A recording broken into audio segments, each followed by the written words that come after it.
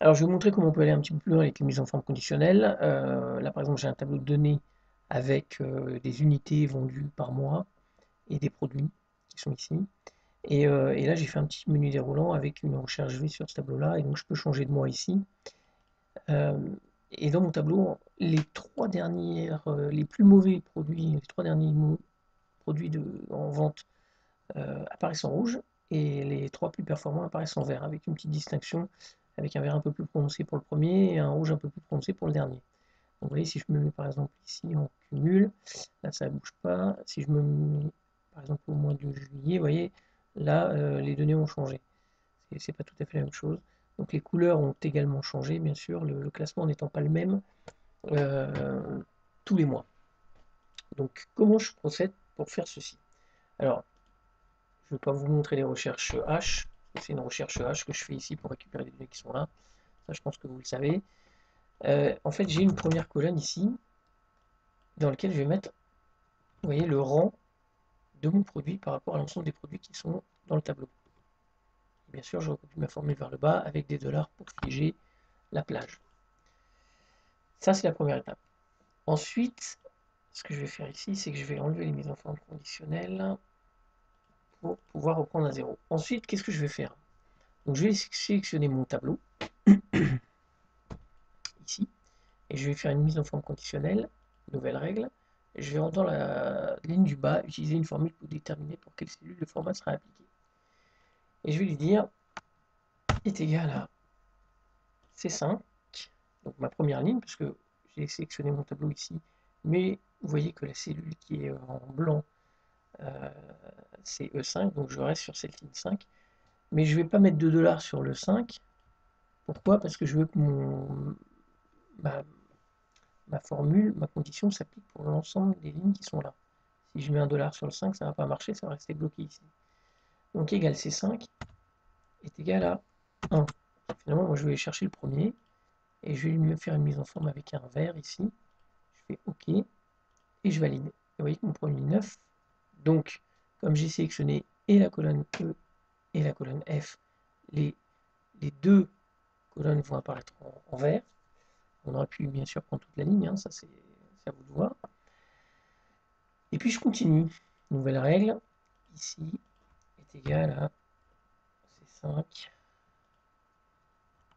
j'enlève, est égal à 2, format, je vais mettre un vert un peu moins prononcé ici, hop, je fais OK, vous voyez, produit 13, voilà.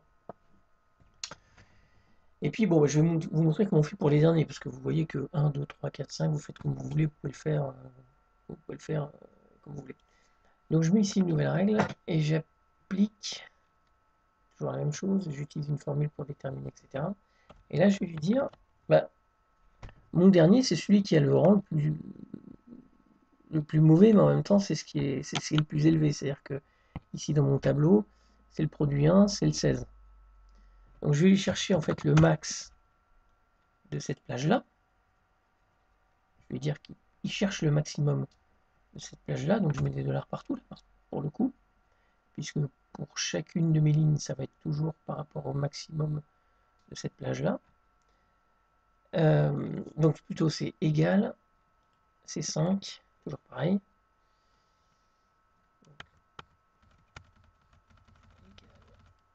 C'est 5 est égal à max de cette plage-là. Donc si c'est 5 est égal au maximum de cette plage-là, je mets un dollar sur mon C. Voilà. À ce moment-là, bah, c'est le plus mauvais, donc la ligne apparaîtra en rouge. Et vous voyez que le produit 40 apparaît en rouge. Et puis comment je vais faire pour le deuxième moins performant? Bah, pareil, je vais lui faire une forme ici, utiliser une formule pour déterminer pour quelle cellule. Donc égal à, je suis positionné toujours en C5, j'enlève mon dollar sur le 5, égal max de cette plage-là, ok, moins 1, tout simplement, puisque le moins performant, après, enfin, celui qui est un tout petit peu plus performant que le dernier, c'est le 15e, et donc c'est le max moins 1. Voilà.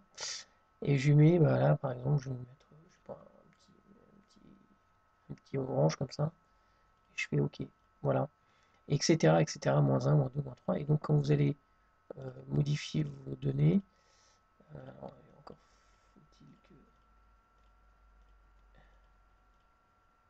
Ah, c'est toujours c'est toujours c'est les mêmes. C'est les derniers, ça ne bouge pas. Donc c'est un mauvais exemple puisque je vais modifier ici des données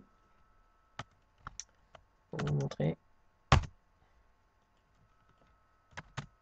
Vous voyez, voilà.